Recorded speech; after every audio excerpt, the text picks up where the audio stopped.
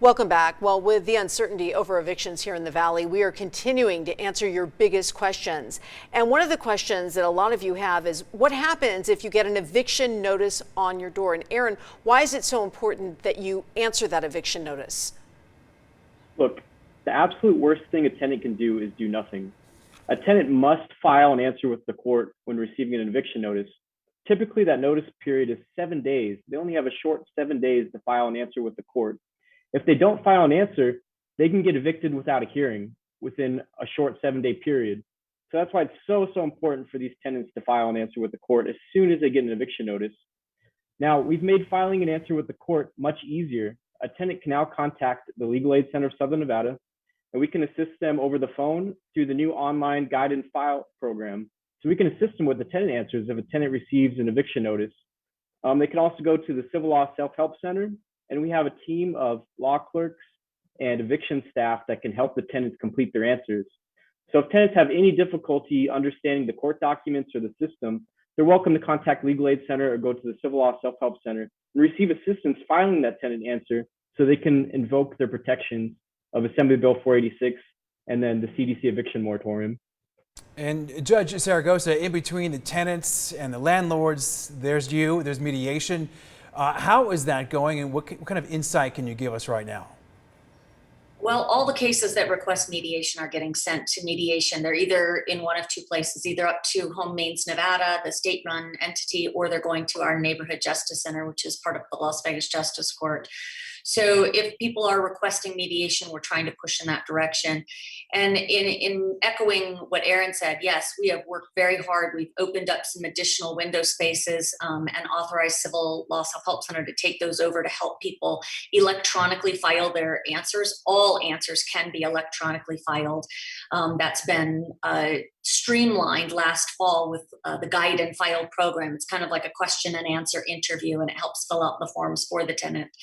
But the other thing that I would say is apply for rental assistance. I mean, really, at the end of the day, you can't avail yourself as a tenant of any of the protections of Assembly Bill 486 unless you apply for rental assistance. That's what triggers the stay and the affirmative defense that was put in place by the legislature. Additionally, there's a built-in part of that bill that requires the landlord to accept it. So it's very costly for a landlord to hire a process server, to get eviction notices served, to file the filing fee with the court. And what for what end? If the only end is there's rental assistance application pending and their case is going to be halted and then eventually granted and given the money, they're never going to end up with an eviction. And I would just add one other thing. While there may be a concern over the number of evictions, we're not actually seeing that in court. Our numbers for evictions for the month of June and the month of July fell within the normal range of what we see even outside of a pandemic. We typically see 30,000 evictions a year, between 2,500 and 3,000, and that's what we saw in both June and July in terms of complaints filed. Just real quick, Judge, are you concerned about the court system being overwhelmed at some point? That time will tell. It's hard to say what people believe about how the CDC moratorium works and doesn't work.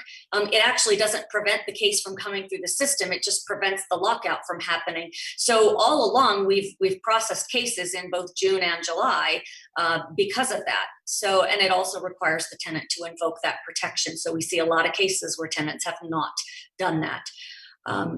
It's hard to say. We're prepared for it, but I don't believe the court will be inundated or overwhelmed. We're ready for it if it surges.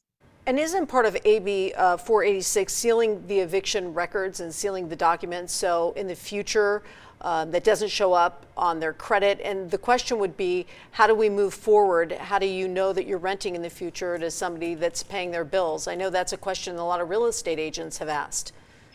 That was Assembly Bill 141, a different bill, but yes, in the same legislative session. We've already sealed about 4,997 cases. We're still working through that process to make sure that they are sealed. It seals cases that were based upon non-payment of rent during the governor's declared state of emergency. So going back to March 12th of 2020 and continuing to today and until that declaration is terminated. All right, Judge, thank you. We'll be right back.